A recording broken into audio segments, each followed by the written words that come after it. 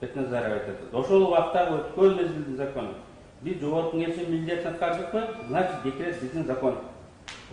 Мамлекеттик мүлк министри ошол декретти аткарыш керек болчу.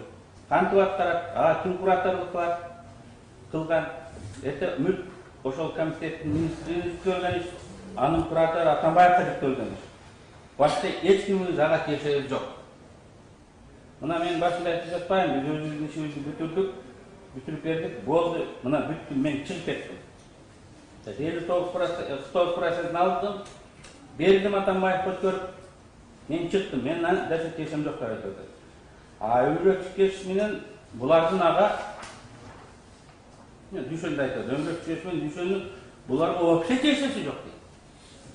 Абдан туура айтып отурат. Биздин полномочиябызды билесиз. Чечим сунуш киргизген эмеспиз. Абдан туура айтып отурат. Бул жерден Кудайдан кечирим сурап, Кудай кечирип кой дей турган жер эмес. Демек, Кудай кечирип кой деп туруп ушинтип айтып койдум деген сөздү башка жерден кесип алып чакап койду. Мунун үчүн Кудайдан кечирим сурашың керек. Кудайдан коруп рахмат айтат бул иш үчүн. Анткени болгонун болгондой кылып айтат.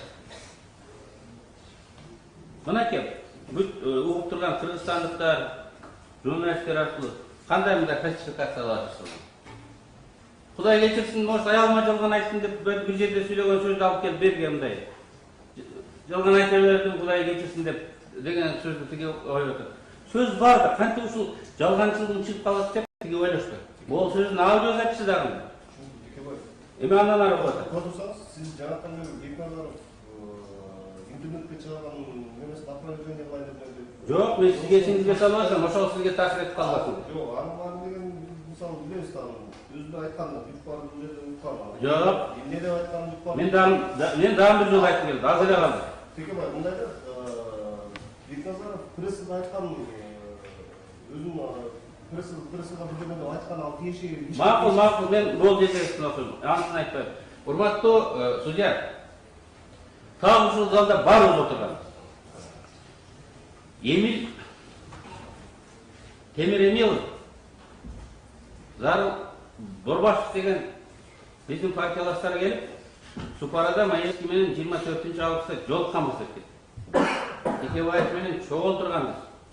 Акча жөнүндө сөз болгон эмес. Деп ушул жерден көрсөтмө берип кетти. Прокуратура эмне кылды? Өзүнө күбө катары жазып, Текебаев менен Чотоновдун мейликом боюнча тиги Маевский менен Супарада жолу акча талап кылганын Борбашев менен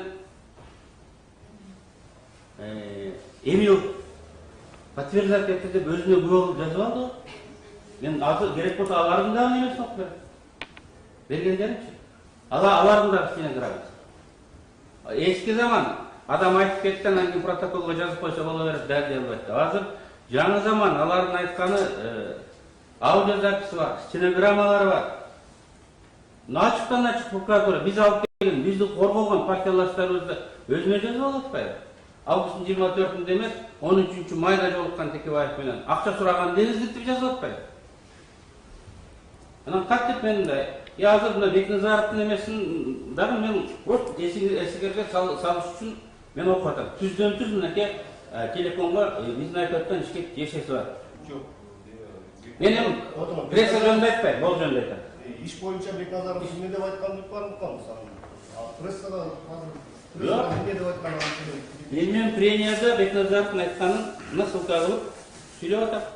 Бекназаровдун көрсөтмөсү, Модиндин көрсөтмөсү жөнүндө сүйлөдүм, Маевскийдин жөнүндө сүйлөдүм деп тиги ссылка алгансыз ешким тоскоолдугун койду. Ооба, мен азыр ссылка алып атам. Что мен айтпак дегенсиз мен.